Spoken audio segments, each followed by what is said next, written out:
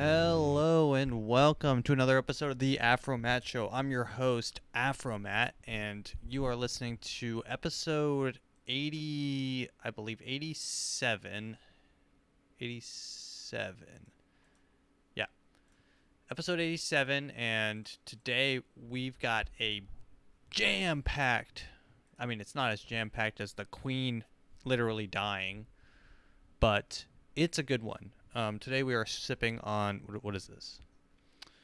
I have had a couple drinks tonight. That is, I went out for sushi, or I guess we went out for sushi. Got some fresh sushi, and I had a Blue Moon and a mojito, and now we are sipping on Squirt, caffeine free since 1938. Squirt.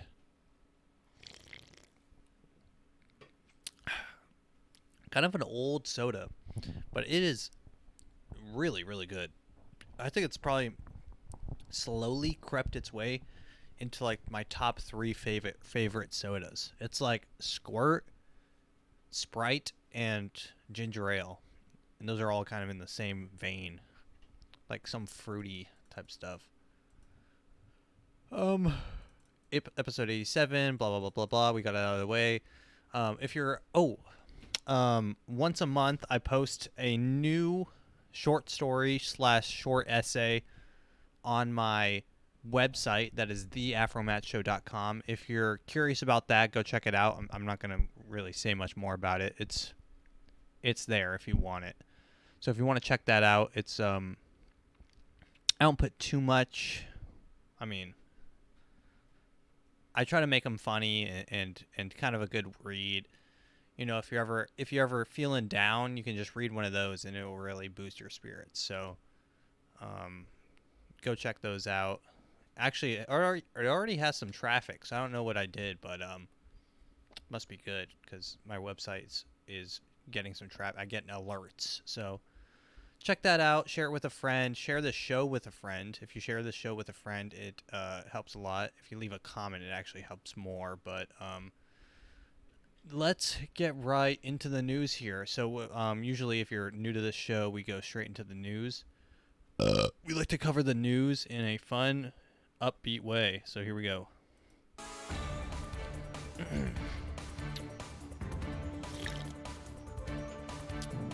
News.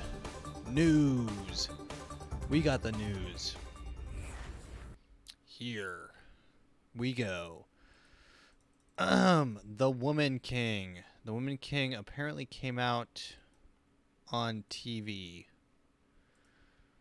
and it has a like 99% on Rotten Tomatoes, which is it's almost a perfect score. Gonna be honest. I haven't seen this movie. I can't say too much about how good it is. I can only, as a reporter, which is what I am. This is the AfroMattt Show. It is a late night television show where we bring the news. So, this show actually is about the Woman Queen. The Woman King is a remarkable story of Agoji, the all-female unit warriors that protected the African kingdom of Dahomey. Really? They called it Dahomey? Like Dahomey. Okay, in the 1800s with skills and a fierceness unlike anything the world has ever seen, inspired by true events. The Woman King follows emotionally. So I heard, and I don't know if this is true, but this tribe in particular played a major role in the slave trade. So whether that be true, whether it be false, I don't know, but it is worth mentioning that the writers and creators of the show are two white women. So there's that. I don't want to get too deep into it because it's kind of a touchy subject. Always, anytime the slave trade comes up, it's hard to make it funny. I mean, you can, but it's hard. Um, yeah, it's a touchy subject. I'll probably go watch that show. I or that movie. I do like watching movies when they come out in the big screen. It's more emotional checking it out in the big theater. If you guys haven't seen like Maverick uh, or Nope. Nope was good. I watched that one in the theaters too. I liked both those films a lot. And I feel like I probably wouldn't like them as much if I just watched them on my like TV. So there's that. Let's go. Let's see what else is in the news. I kind of have these just in like a random order. I really kind of don't put too much thought into this. Google CEO Pichai tells employees not to equate fun with money in a heated all hands on deck meeting. Okay, well this is actually interesting here. I upload these like early in the week and I didn't realize this was so spicy. Okay, so CEO spent much of this week's all hand on deck meeting addressing employees' concern about company cutting cost measures. Interesting. As Google tries to navigate an unfamiliar environment of slowing growth, cutting, and employee dissent over cultural changes, CEO Sundar Pichai is finding himself on the defensive. At a company-wide all-hands meeting this week, Pichai was faced with tough questions from employees relating to cuts to travel and entertainment budgets, managing productivity, and potential layoffs, according to the audio obtained by CNBC. How do I say it? Pichai began his measured response. Look, I hope all of you reading the news externally, the fact that you know we are being hit with, we are being a bit more responsible through one of the toughest macroeconomic conditions underway in the past decade. I think it's important that as a company, we pull together to get through moments like this. Yeah. So, I mean, that's fun. Sometimes you have to, I want to see what he says. Something about equating work to whatever. I mean, it's a Google. I mean, yeah, no, he's kind of got a point. You have to stop equating money to happiness because they no longer equal each other. Um, you have to find happiness now that money is out of the question. You have to, because there's literally like no way to make money now. It's like difficult for even Google to make money. So how do you expect yourself to make money? So when money is out of the question, and money will be more and more out of the question as time progresses, just because that's kind of just how things work. I mean, inflation, in order to make money year over year, they're going to be paying less employees, less amount of money. So that's less people in general working for less amount of money, and the amount of money that people will have will be less. So when you take money equals happiness, and you take money out of the equation, you have to try to fill that with something. And I suggest you fill it with fentanyl and drugs, because really, it's the only way.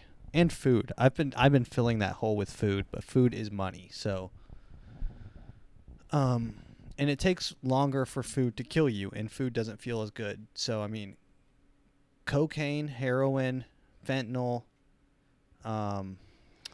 narcotics of various sorts, opioids. Lie to your.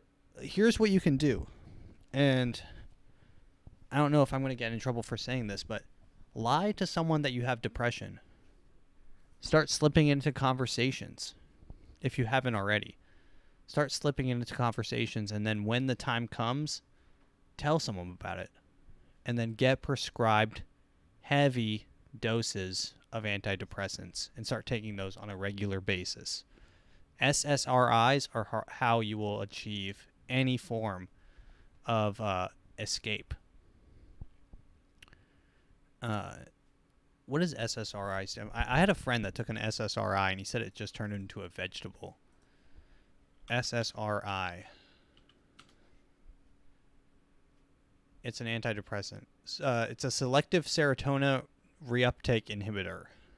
Thanks, Google. Serotonin is the pleasure receptors of our brain, so it just gives you a little reboot on that. And everyone knows that we could all use a reboot every now and then.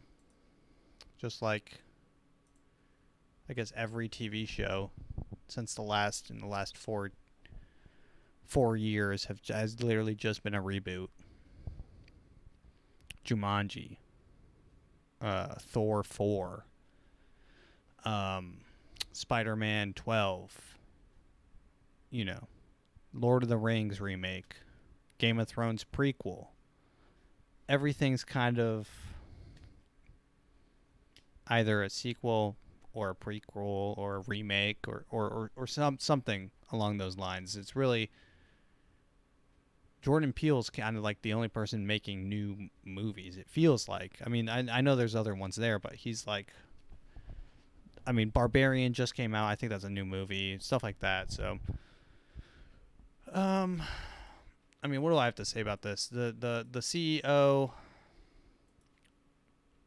I mean, of course, the CEO probably took a massive bonus for himself, and now he's complaining that don't equate money with fun, but you can't really equate money with fun anymore. You have to find fun elsewhere. Take up a hobby that includes acts of violence, blood sport, fencing, gun shooting, shoot at the range, shoot not at the range, shoot at anything. Build skills, get skills.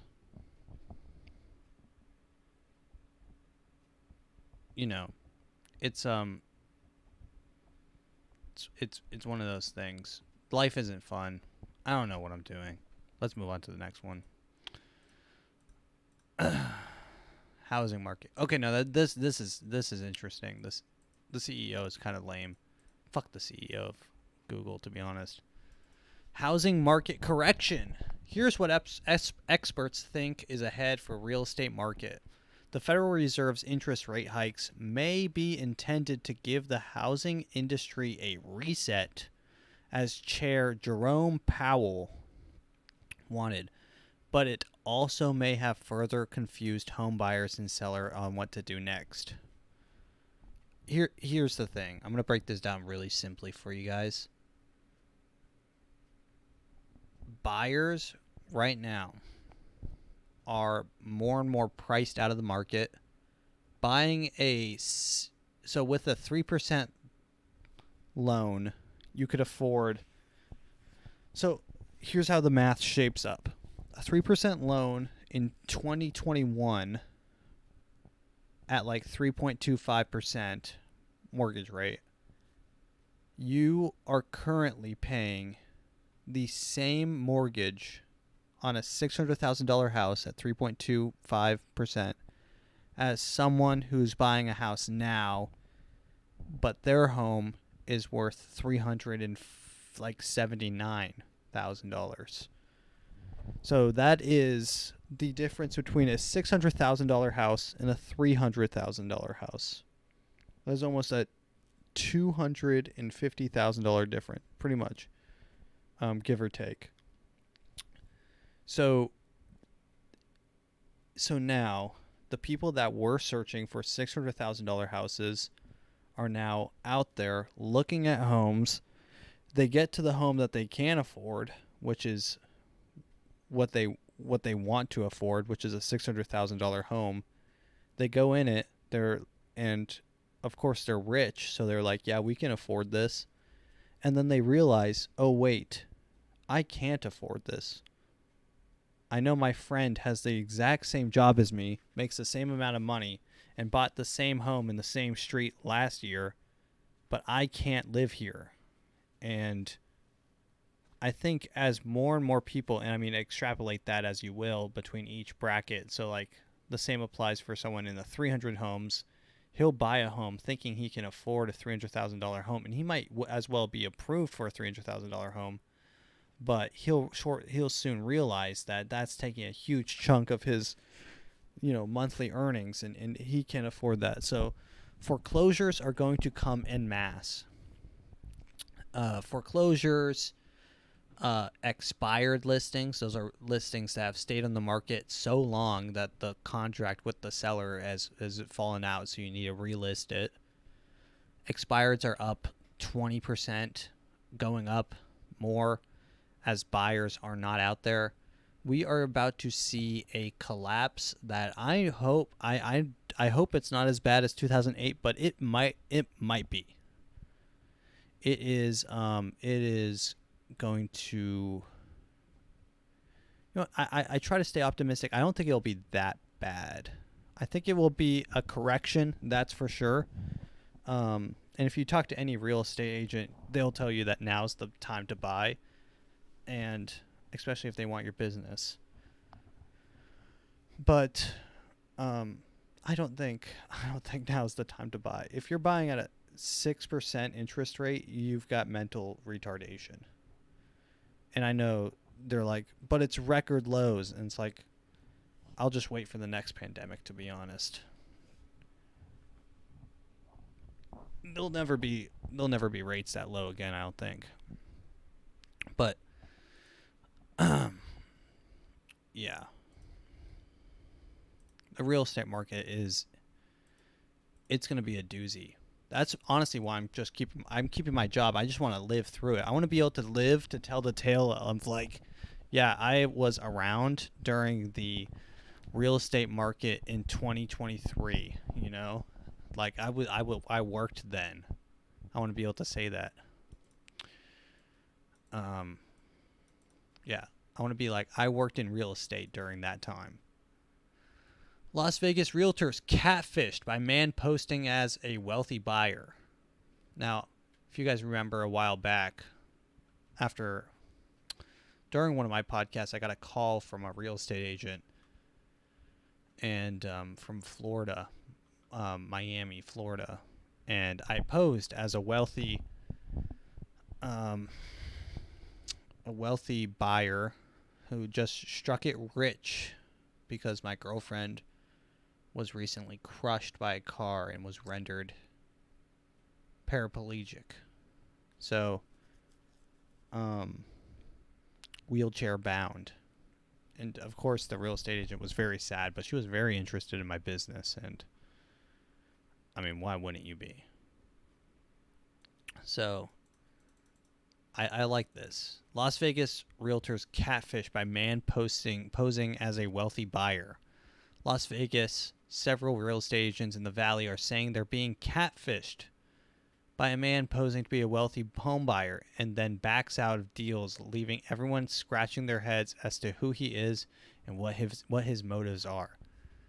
I like this actually a lot. I like this a lot. Okay? And let me tell you why. It's kind of sad because I mean, is it really? I don't even think it is sad. It's just funny. The dude's just like going around saying, like, looking at homes. He's probably getting these people to show him property, and they're just doing it because they're just their eyes on the prize, right? Last second, backs out of the deal, disappears. That's the dream. His motives are simply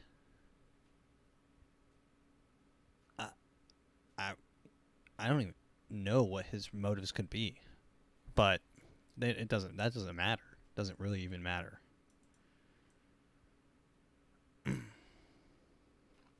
Within the past month and a half, over a handful of realtors said they dealt with a man posing to be part of a wealthy and well-known family in the valley.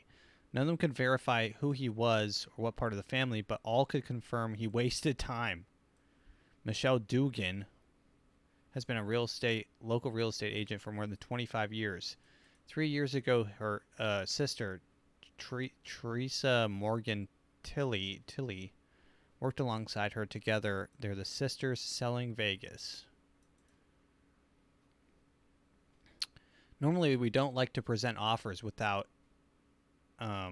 if it's a loan client, having an approval letter from the lender, and if it's a clutch client, proof of funds. Yes, that makes sense. But we didn't have that. We pushed for the proof of funds many times, and he didn't get it. By the time we were already signed an offer, so we had to move and we had to act. When we acted and they never asked for it, the listing side, they must have just seen the name because they never asked any questions. They said yes, the seller accept. What? This is the laziest. No, they deserve everything that happens to them. Are you crazy? Normally, we don't like to present offers without proof of funds and a pre-approval letter from a lender. But they didn't do either. And then the seller still said the buyer accepts. This is actually crazy. They opened escrow, but never received the money. He even requested a home inspection. Oh, no. No, this is so good. Okay, so the troll requested a home inspection, and the inspector never got paid.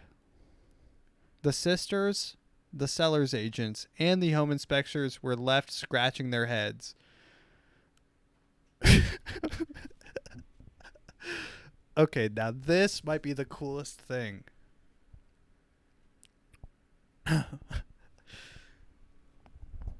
Yeah, that's funny. And there's really no legal thing binding him. Like, this isn't illegal because it's the agent's jobs to make sure everything goes through, and they're both mentally challenged, which, I mean, ideally that's why they're doing this job, right? Can't be a scientist or a lawyer when you have no real skills other than talking.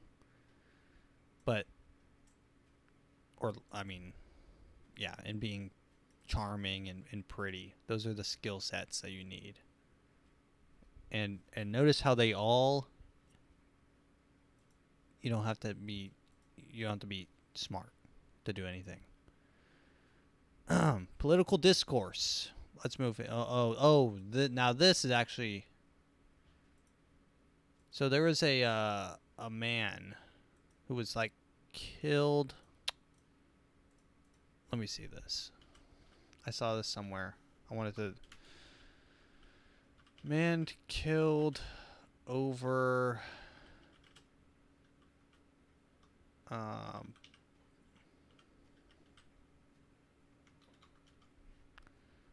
where is this? Okay, man admits to running over an 18-year-old after they had a political argument. Now this is pretty epic. Not murder, but I mean,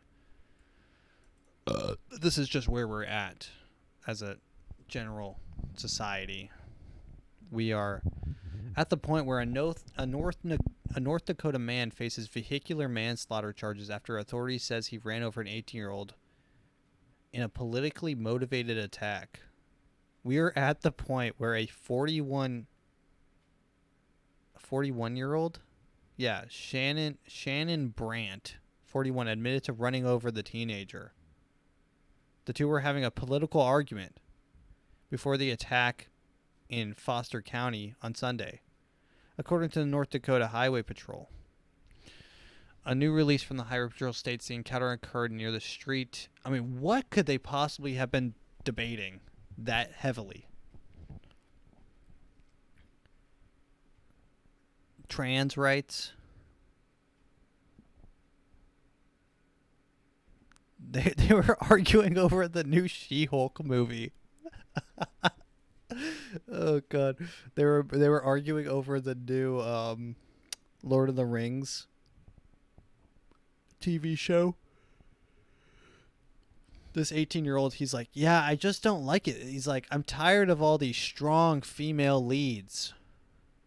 And have you ever seen a black elf? Have you ever in your life seen a black elf in Lord of the Rings? And then this guy got so angry, he just started seething. He was in his car. He got in his car. He's like, okay, dude, I'm fucking leaving, bro. It's a fictional character. It's a fictional world. You don't know if there's not black elves. And then this 18-year-old, this is all true, by the way, the 18-year-old yelled at him, and he's like, I've never seen a black dwarf. And then he just pops it into gear and just slams at him going 35. He's got a quick 0 to 60, but he's got an even quicker 0 to 35. And this is how political discourse should be. this is the tamest political discourse. I expect this Thanksgiving to have a little. We'll see a little bit more of this, especially coming up on a. Oh my god, yeah, coming up on a freaking. What is it? Vote season. Presidential election season. Thanksgiving. Now that's going to be spicy. I try to keep my mouth as shut as possible during Thanksgiving, especially when I'm at my girlfriend's Thanksgiving, because her family's completely from California, and her grandma or Nana is oftentimes seen just wearing her mask, just like the only one at family gatherings, wearing like 2 NDF and NDIC 52 masks. You know, those NI 52 masks or whatever. Those like heavy duty ones. And everyone just kind of looks at her and no one says anything. And I don't want to be the one who says, like, I don't want to be the one to break the news that COVID's over, but I mean, someone has to eventually. So I suspect Thanksgiving's going to be a lot of that. Breaking news to people that need news broken. And things will be broken. Things will get broken. Things will be broken. People will be broken. Bones will be broken. Family relationships will be broken. It's the season of breaking things. Cutting off relationships physically is what needs to happen this season. You need to get into a physical altercation with people this year in order to find out if they're truly worth keeping. I find oftentimes when I get into a fight with someone, not physically, but, you know,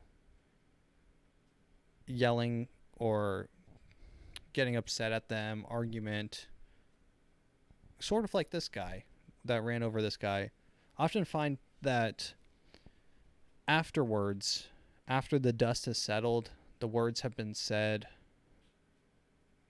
that you find out if you really like that person if you try to remend that relationship. And if you don't, then hey, the work's already done. You don't really care anyways. So that's what needs to happen this season, and I'm just telling you that, guys, this as an update before Thanksgiving comes around. Don't be afraid to start those conversations. You know, you can slip in. There's a lot of spicy stuff that's happened this year. You can slip in some nice conversations. You can say, "Hey, I saw DeSantis was running for president." That's a good way to start the conversation. And especially going into next year for presidential elections. Oh, wait, no, this isn't. This isn't a presidential election year. Why did I think it was? It's 2024, right? That's next November. Okay. So this year isn't the year for cutting people off, unless it is, unless you feel like it. But we'll get there eventually. We'll get to the point where breaking things is necessary.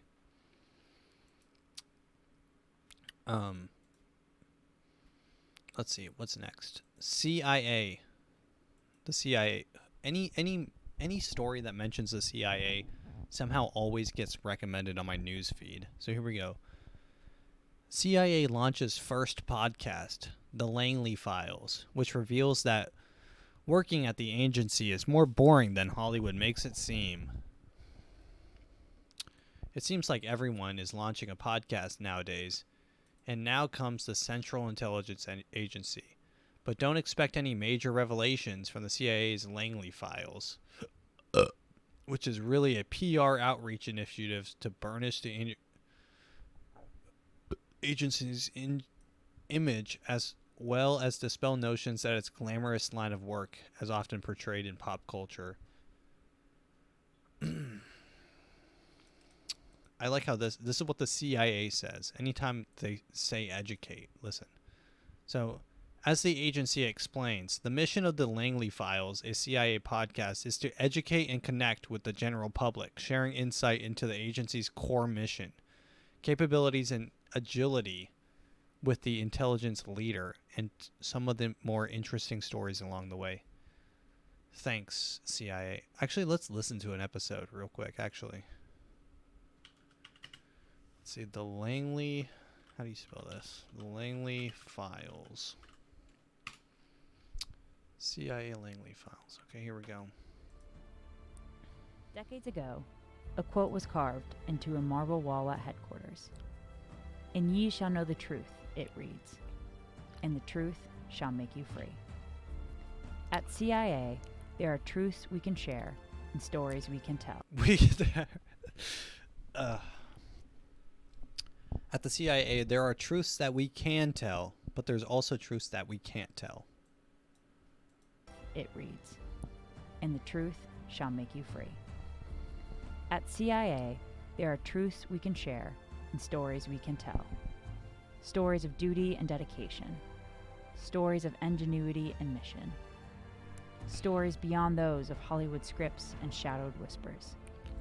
Stories of exploitation and blackmail. Stories of political upheaval and espionage. Stories of islands and social elites. These are the stories. If the CIA came out with a podcast where they just exposed all of those things I just mentioned in like a podcast, I think it would be bigger than Joe Rogan. But no, they're just explaining the most boring parts about the agency. They're not explaining how they had a major role in the death of Martin Luther King Jr., President Kennedy, Princess Diana, Jeffrey Epstein. Obviously more. Probably the Las Vegas shooting. I mean, lots of these things were orchestrated, and how could I forget 9/11? A lot of these things are deeply, deeply disturbing. Decades ago, a quote was carved into a marble wall at headquarters. I have trouble with this, by the way. "And ye shall know the truth," it reads. I like how this video has 2,000 views, and it's the actual CIA's channel. Dude, the CIA is bombing, bro. The CIA is bombing. Dude, your channel sucks, bro. You need to be posting more content. And comments are turned off. Dude, it only has 100 likes. The algorithm does not like the CIA. And I don't know if the CIA can... The CIA could probably just control that. Or into the world of the Central Intelligence Agency. This is the Langley Files. Sounds like every other podcast in the world, like ever. I can't ever listen to those true crime podcasts. for some reasons the true crime podcasts are the audience for those are primarily females, which is interesting because it is interesting that girls love those freaking true crime podcasts, whereas I find them deeply disturbing. Deeply, deeply troubling. Um, I don't even want to let my mind stray to some of the things I've heard said on those podcasts. Like, I don't know how those podcasts aren't getting banned. Like the violence and like gore and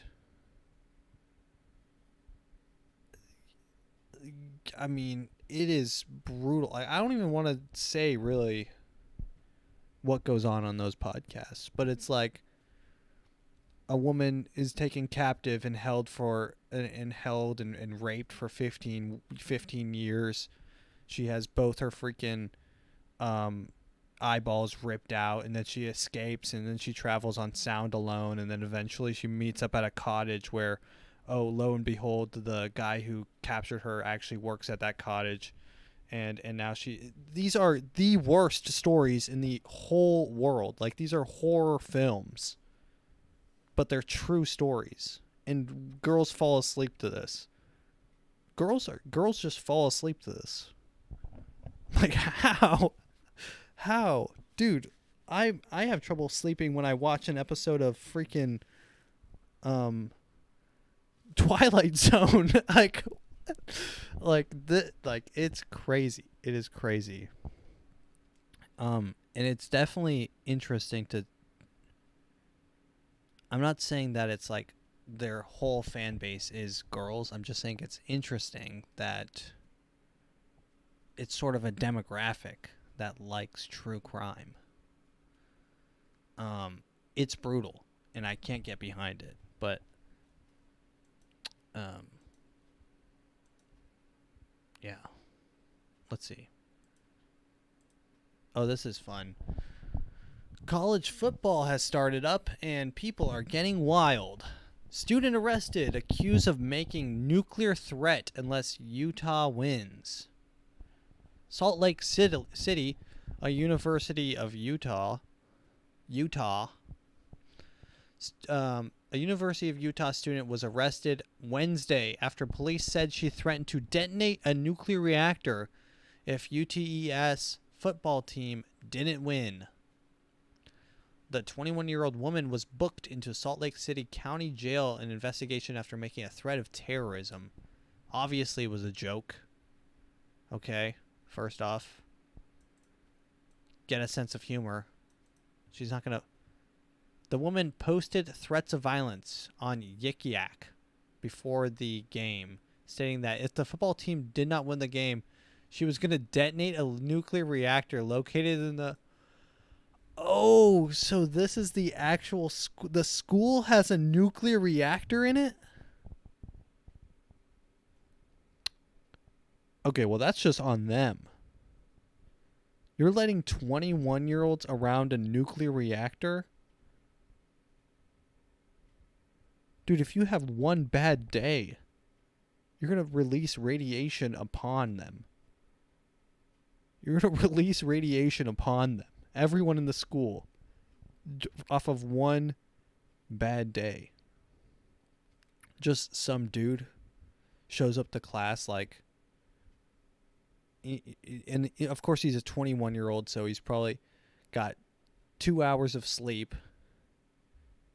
He forgot to take Adderall. His plug didn't come through with the Adderall. He tries to boot up the freaking nuclear reactor for his lab. His lab partner says, no, you didn't read the lab all the way through, and boom, you got yourself a nice case of nuclear radiation for the whole school. That's on them, right? If it's that easy to detonate a nuclear reactor that a 21-year-old making a threat is concerning to you, then that's on you.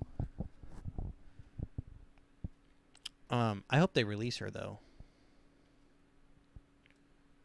On Thursday, the university released a statement regarding the arrest, saying that even though the student claimed her comments were a joke, obviously they were, the school has a zero tolerance policy for threats of these kind.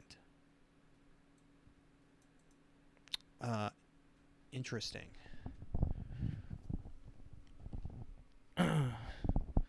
The arrest comes just a few weeks after a 19-year-old university student was investigated for the same crime. Let me see this one. University student of Utah arrested for a campus bomb threat. What is going on here?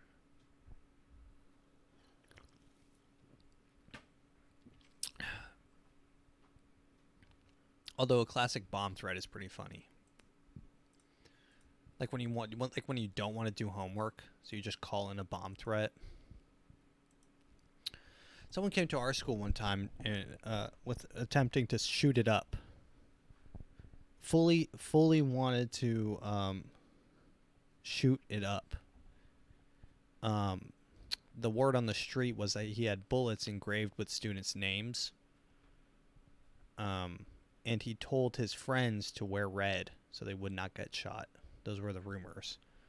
I was never told to wear red, so I assume I was on some sort of list. I showed up and I didn't even hear that he came to school with a gun until like 4th hour. Like that's something that you would probably hear pretty early in the morning. Like they got him before breakfast. He came in. I heard that they had prior knowledge. So there was 2 cops outside and they were waiting for him. He tried to come into the class. He tried to come into school and there's 2 cops in front and so they stopped him and searched him and he got suspended for like a year. I saw him again later when he was with some friends. He was actually driving behind our school bus. I saw him directly behind our school bus. I think he was driving with some friends, smoking weed or something. It was fun. He was actually kind of a cool dude, all things considered. I think it was just a misunderstanding. His sister was nice too. She was really, really nice. Honestly, probably one of the nicest families I've ever met in my life. Generally, all around good people. And it's a shame that that's a blemish that will be on his permanent record, probably. Hopefully, statute of limitations sometimes. Hopefully, eventually it falls off so that he doesn't have to carry that around with him. It was a lapse in judgment, is all it was. First, I don't even know where I would if I wanted to do that. I don't even know where I would engrave a bullet. How do you engrave a bullet? But yeah, no, he was actually a really cool dude. I don't remember his name. I'm pretty bad with names in general. But I think it was we'll just call him we'll call him John cuz it's a generic name. John was pretty cool. He was an upperclassman and I think I was a freshman at the time. So I mean, I was definitely not on his radar, and hopefully I wouldn't have gotten shot.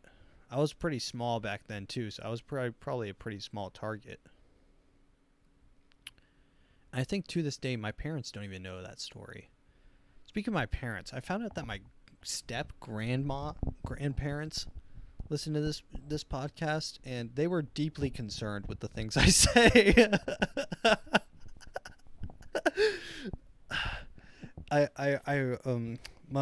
stepdad pulled me aside and he's like, yeah, Mima found out about the podcast. I'm like, oh, great. Did she like it? He's like, no, she was deeply concerned. Which is, I'm glad I have that sort of reach, that somehow or another, my stepdad's sister found out about it and shared it with step grandma, and she gave it a listen, And I don't know what episode she stumbled upon, because there are definitely some episodes that are concerning to me, honestly, all things considered, concerning to me, and I make them. Listening back on them, like, wow, wow. But yeah, no, this is good. That's the effect I want to have on people. Because like I say, this ain't your mama's podcast. This ain't your regular freaking true crime podcast. This ain't scripted, bro. This is raw, unfiltered news and opinions. This is your opinionated news. This is the number one source of opinionated news. Yeah. All right. Let's get right onto the TikToks time. TikTok time. Let me see which one of these is the TikToks. Perfect. Move that over there. What's this?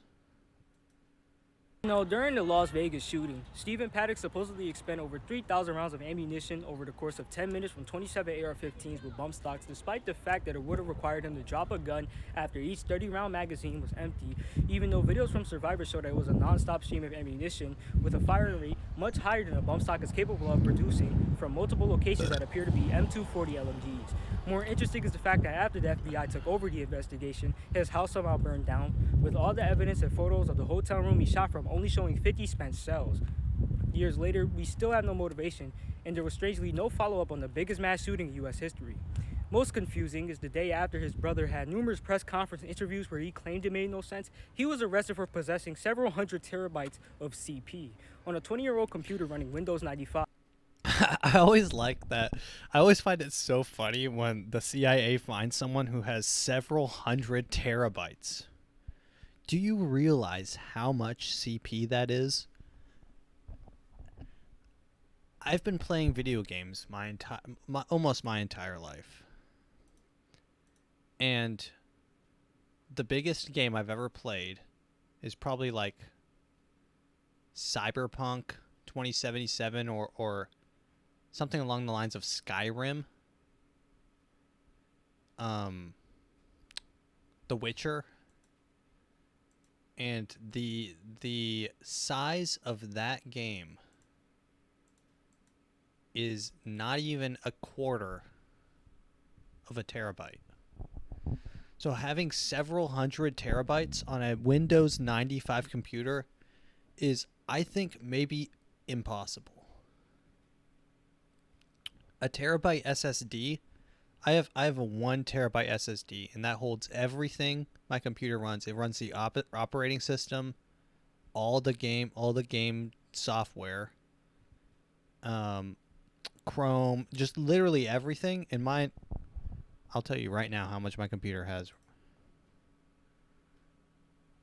Let's see, this PC, space.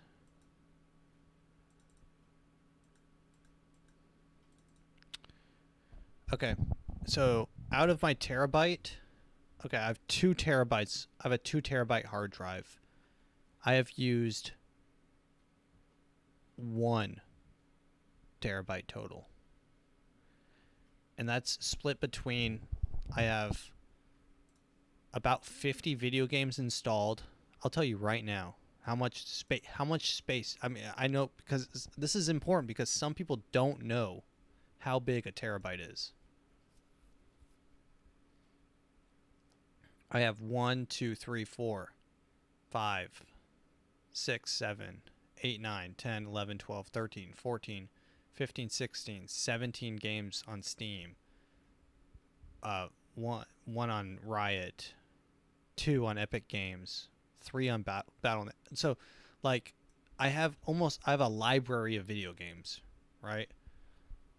Of course, Chrome and all that stuff, operating systems, and all these videos, literally all of these videos, every single video that I've recorded, every single podcast in the last year that I've recorded is still on my computer. I've only used 1 terabyte. So all of my podcasts literally all of the ones that are uploaded on YouTube right now, the master copy is on my computer, and all those video games, I've only used 1 terabyte. Do you realize the amount of CP that the CIA would have to find for you to have several hundred terabytes? It's a stupid amount. Your phone only holds 120 gigs. 120 gigs is like 1/10 of a terabyte. They have 10,000 phones worth of gigabytes. Like, what is going on? Anytime I see that, I instantly say, "Oh, that guy was framed." When you guys when the CIA comes and eventually finds that much, like 12 terabytes of on Joe Rogan's freaking computer, you'll know what's up. Terabytes of CP on a 20-year-old computer running Windows 95, at least according to the photos taken by the FBI. So that guy's probably not alive. There is mass panic in Russia as Vladimir Putin calls for a partial mobilization of Oh, how could I forget this? This was actually big in the news. I'll let this guy explain it a little bit. the armed forces. Many flights are actively selling out fast. People are actively trying to leave Russia today out of fears that they would be called up to fight. And there is even some reports that men are being turned away as Putin gears up for a full-scale war in Ukraine. This is crazy. So I know Ukraine is like old news, lame, but we're about to see it reach a crescendo and a climax, if you will. And I saw our good boy Joe Biden go on TV or whatever. He was talking about how he doesn't want to use. I don't want to use nuclear force. Come on, man. Don't make me use the bombs. Something along those lines. So I mean, we could potentially get a pretty hot war coming here. A Cold War definitely feels better than a hot war, because in a hot war, one, I'm not going to be drafted. I'm not getting drafted when it's a Cold War. But when it's a hot war, they're going to start coming for able-bodied men. So I'm going to have to make myself disabled real quick. Which is easily done. I mean, at this point, do you think there would be a TikTok trend on how to dodge the draft? Hey everyone, top 10 tips on how to dodge the draft. Step 1. This may hurt, but jump off a 2-story building. Broken bones will heal. Your scars from war won't. Something along those lines. Your mental the mental scars from war won't.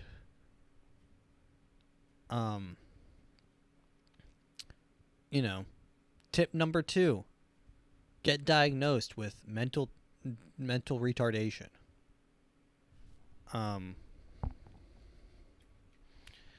Yeah. I mean, I don't want to be drafted. Is that such a bad thing? I'm not that attached to the country. I don't think anyone really is that attached to the country. People that are in the army aren't even attached to the country. They're promised education from the government. They said, we'll pay for your college if we'll buy you a Mustang if you go to the army. I was a cashier at Home Depot, and there was a recruiter that came through my line, and he's like, so are you doing college or whatever? I'm like, yeah, I'm going to the community college. He's like, have you thought about joining the army? And I'm like, no. He's like, oh, that's weird. Why that? Why's that? And I'm like, I don't think that the war's good. Which is, I mean, a fair statement. And he just looked at me. He's like, well, you could buy a Mustang. Which I guess is a major selling point for some people. Like, he literally did. I'm not kidding. Like, this is how they convince people to join. They're convincing 18-year-olds to enlist in the army to buy a Mustang. Like, you know how stupid you have to be like, oh, I could use a Mustang right about now. Okay, so you're saying right here. So you're saying right here, if I sign this line right here, okay? Well, hold on, mister. If I sign this line, you're gonna give me a Mustang. Oh god, they just get the most retarded people in the world. But yeah, no, I'm not getting drafted. I'm jumping off a bridge before I get drafted, bro.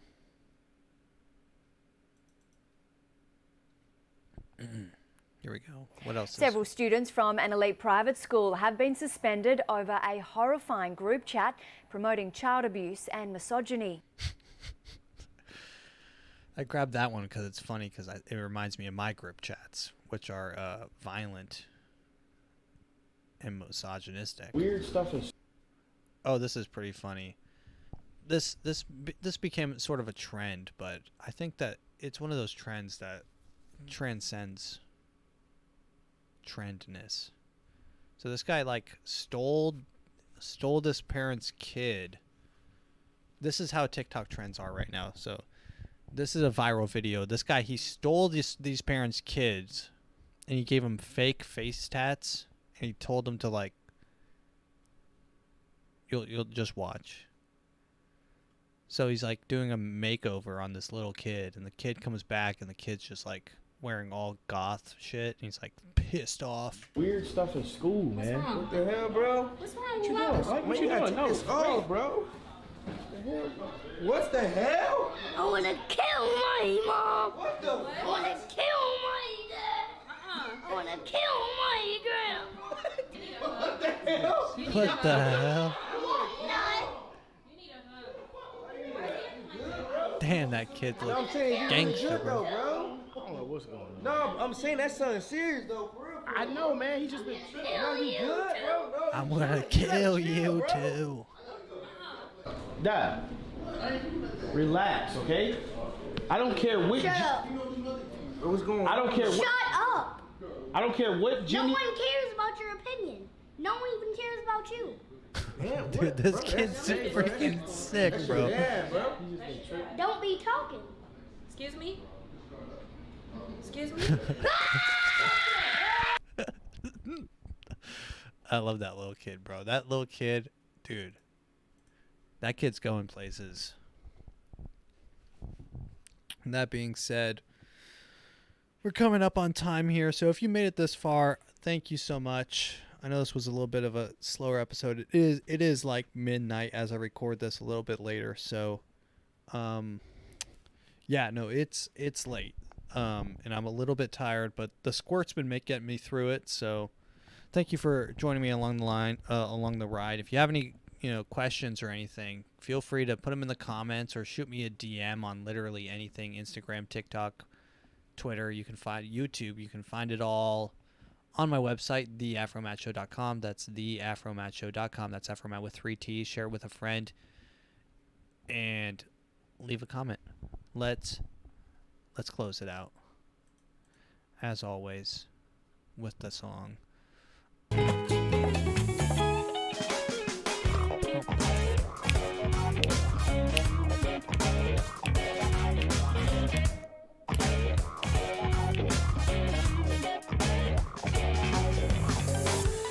Thanks for listening.